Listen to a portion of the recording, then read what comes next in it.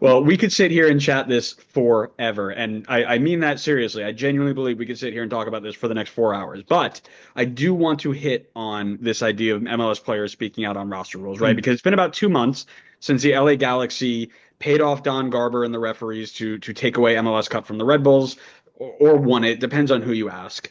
But since that time, they've had to offload tons of pieces of the team that won that title. And they had to change the pay structures of other key players. And this, of course, made some players relatively unhappy, so much so that they actually took their thoughts to the media, something we don't see a lot of, right? So Maya Yoshida, who was forced to take a pay cut to stay with the Galaxy after winning MLS Cup. Oh, actually, you seem like you want to correct me there. Go ahead. No, no, this makes my head want to explode.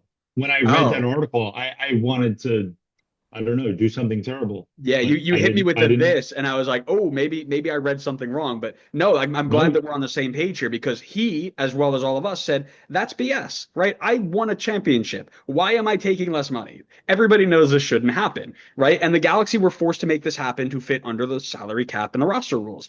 But that wasn't the only move. Jalen Neal was out, Gaston Brugman's out, Marky Delgado's out. All of these players who had such huge either futures with the Galaxy or huge impacts on their championship season all had to go, but none of them possibly bigger than Dejan Joveljic, one of the club's key attacking strikers, who was shipped off to Kansas City, hence the scarf. But this was all to no. avoid the cap hit because he came off of the U22 tag. He shows up in Kansas City and he's like, yeah, guys, happy to be here. All the basic PR stuff. But then he goes and hits them with the little dig, right? This wasn't easy. I thought I was going to be in LA for a lot longer. You know about the rules. Hopefully one day it'll change and this league will grow up. I love that quote because I think it's very, very apt. And he says, I think it will happen, but I don't know when. Players speaking out against MLS and its roster rules are not common, but it has been happening at an increased frequency as of late. So I want to ask you, like, do you see this as a good or a bad look for the league? It's so it seems like it's a bad look, right? But let's remember a half hour ago or 2 hours ago when we started, we were talking about the league contracting. Okay.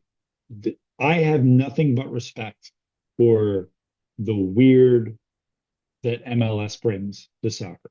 Keep it unusual, gam, tam. I love it. It makes me laugh.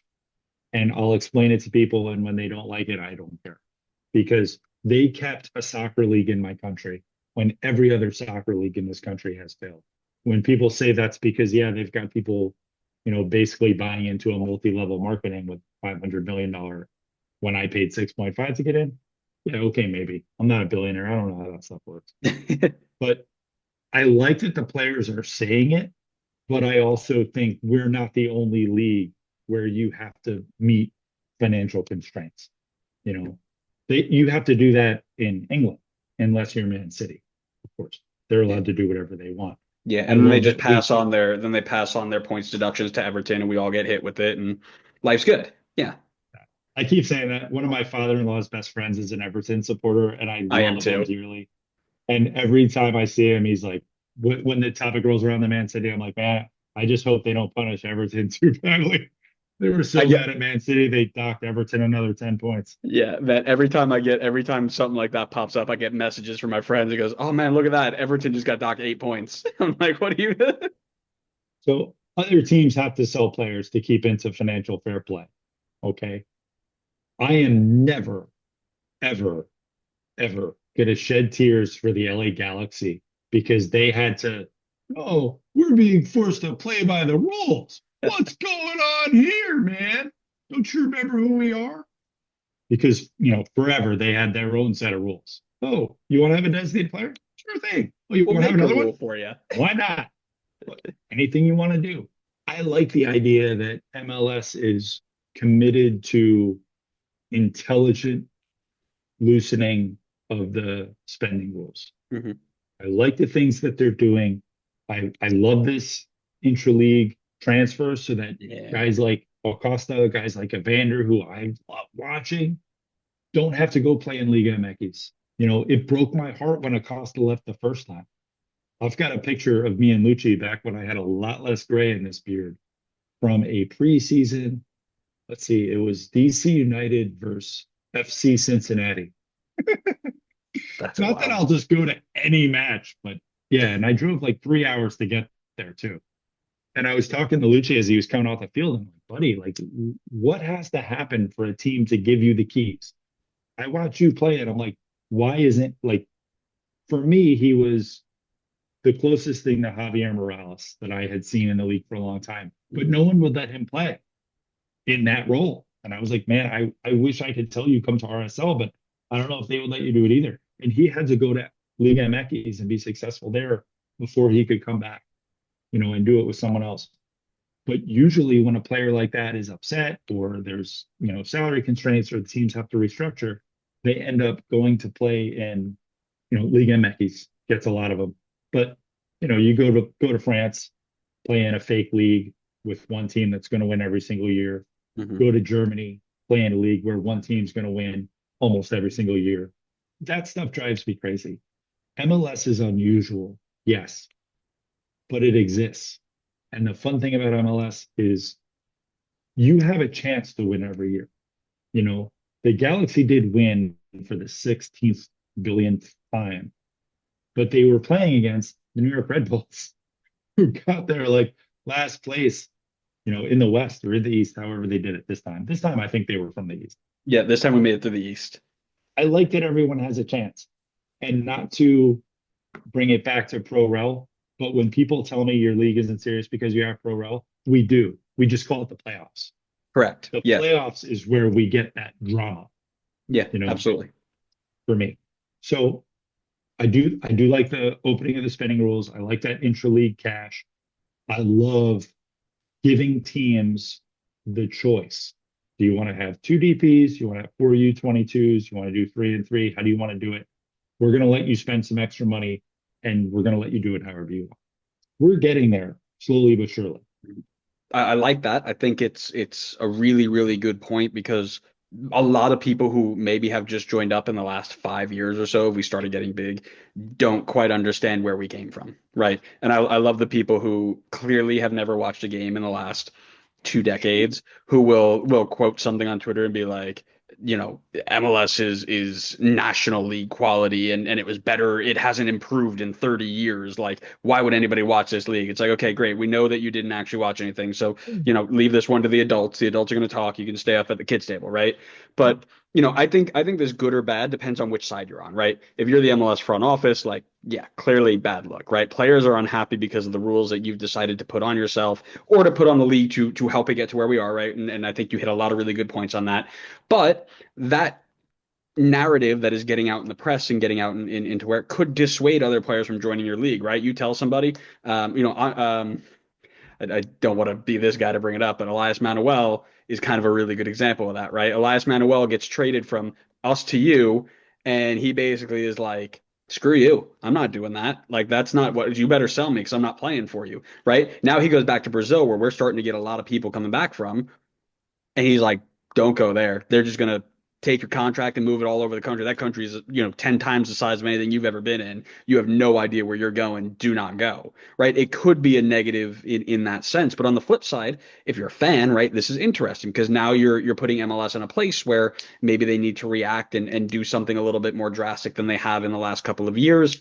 Depending on how much pushback this really gets, so I don't think that this, two players from a team saying, "Oh, I'm not really happy, but I'll get on with it." I don't think it's going to have as huge of an impact as like, "Hey, USL is coming up, on your butt. You better pick it up." But I do think that it's interesting that we're starting to see more players speak out because that's how you start this kind of ball rolling, right? I think the MLSPA has done a relatively well for fighting for players' rights and getting them a lot more of that stuff, but this ignites the fans, it ignites other players, it ignites the agents and such. And if you put that all together, enough loud voices can make a change. So I think you're starting to see kind of the ball start rolling, and that's going to make it an interesting watch over the next 3 to 5 years, right?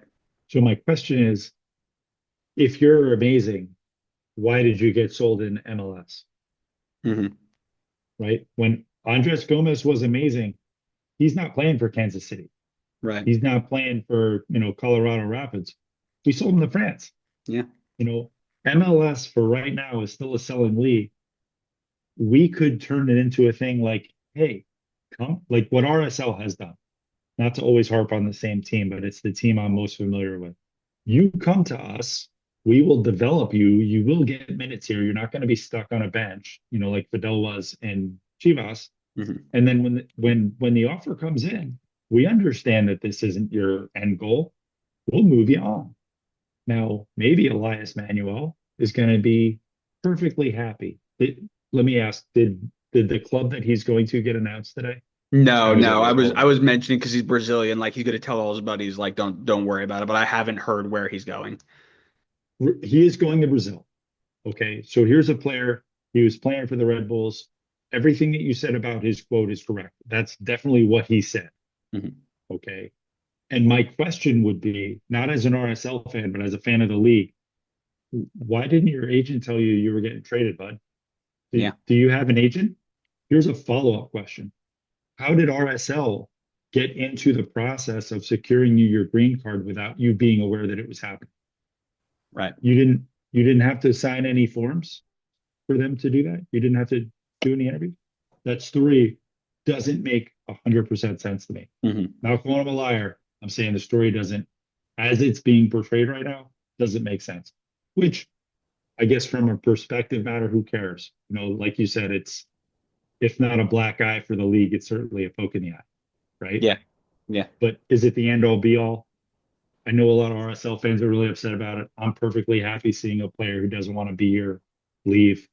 Hmm. We sold him for more than we bought him for, and we got the Red Bulls draft picks. Hopefully, one of them works out, or two. That's usually about what we hit on.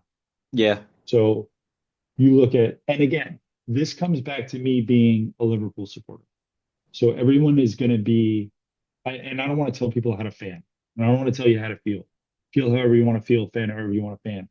But for me, when you don't want to play for my club, I don't want to see you anymore.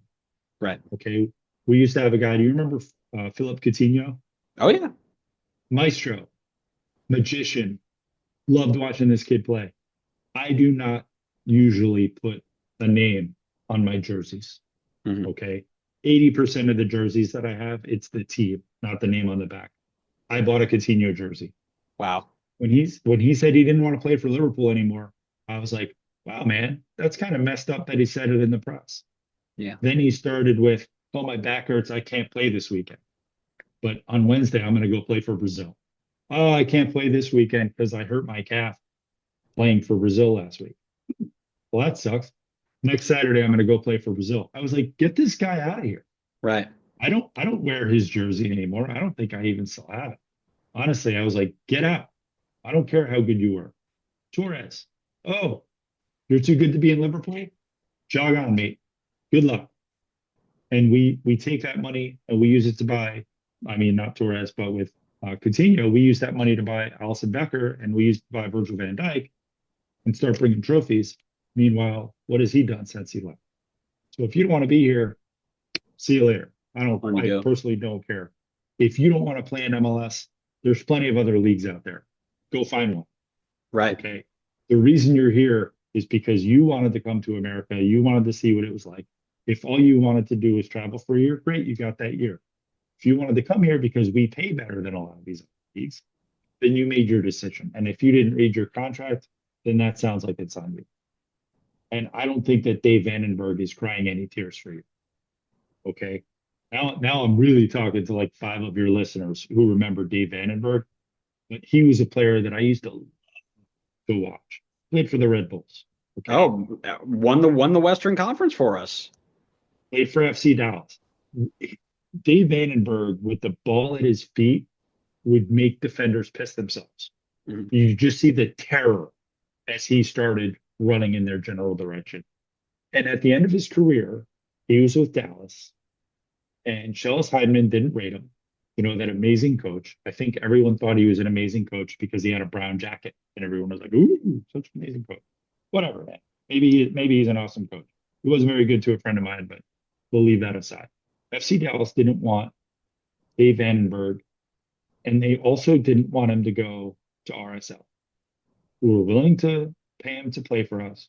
So I'm told, but Dave confirmed that when I talked to him about it, and he wanted to go, and they said no. He owned his rights. There was no free agency back then. There was nothing he could do. He could either leave the league or he could retire. And he retired. And this was, what, 10 years ago? We have come a long way. So, side point, this is one of my favorite MLS trivia questions of all time. Do you know who the first free agent was in MLS? Oh yes, I read this yesterday or 2 days ago. Because it comes up in this conversation, Yeah. right? It was Justin Mapp, by the way. Yes, yes. Uh, I was gonna say Chance Myers, but I'm like Chance Myers never left. like Justin Mapp had like the greatest hair in MLS, and it receded, and he just kept going with the mullet with the receding hairline, and I just respect the hell out of that. MLS is growing leaps and bounds in Mhm. the way that they pay players, in the way that they give players autonomy. Is there room to grow? Yes. I love that NWSL does not have a draft next year. Next Yep. year, if you want a collegiate player, then you have to go talk to that player and you have to convince them that you're the landing spot for them and that you're willing to pay them something that they're willing to accept. And I'd like to see more of that. I'm always going to be on player side as opposed to, you know, Evil Empire Hmm. MLS's side. But, I'm realistic. I don't have a problem with MLS's rules and strictures. And if you juggled and made a lineup that you couldn't keep for years, that's on you. Sure. I feel bad that a player might be going to Kansas City when they don't want to go there, but I also find it incredibly difficult to believe that they didn't have other offers available. Yeah, You no, know, I think that's I'm always I agree with you, man. When you going back a couple of points now, you're like I'll never feel bad for LA Galaxy for having to give up a player or lower stuff. Like I agree with you. I never feel bad for the teams, but I do feel bad for the players, right? I agree, drafts, and I think the other thing NWSL did really well was no trades without player consent. consent. Thank you. That's what I'm looking for. Right. I think those are two really, really good and really, really easy things to do. Right. That's not a difficult change to make. Right. Even if you want to say we got to keep the draft because we've got connections with whatever, fine. No trades without player consent is easy. Right. And that's something I wouldn't be shocked if the MLSPA is pushing for next CBA because it's not hard.